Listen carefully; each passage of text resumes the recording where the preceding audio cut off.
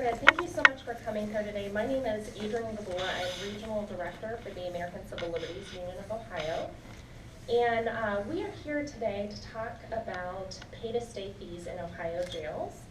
And when you take a step back, the criminal justice system touches everyone.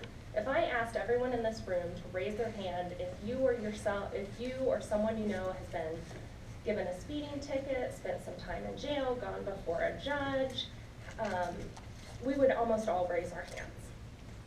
And knowing that in this country, 1 in 99 adults are living behind bars, it's the highest at any point in our history.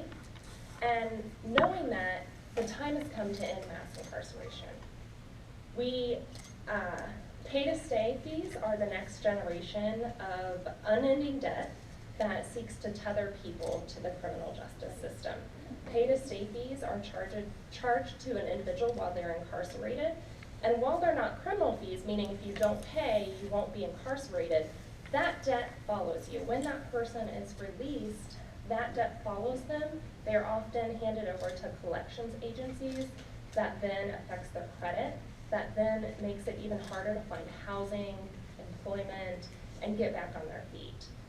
And essentially what these fees do is they wreak havoc on people's ability to become a productive member of society, to re-enter, to get their life together.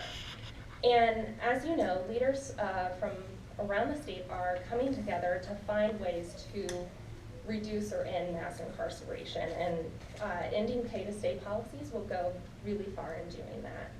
I'm going to introduce our speakers today to share with you a little bit more in depth about what pay-to-stay policies look like in Ohio and how these policies affect people's lives.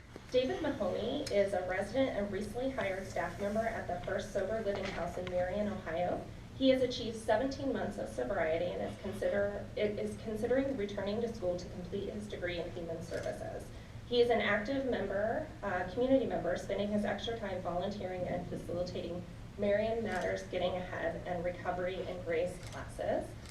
And we also have Mike Brickner, who is Senior Policy Director at the American Civil Liberties Union of Ohio.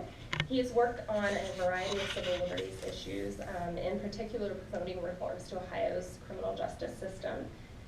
His work often finds him focusing on the intersection of poverty and criminal justice, which I think you'll see highlighted in today's report. So I'm going to invite Mike to speak first.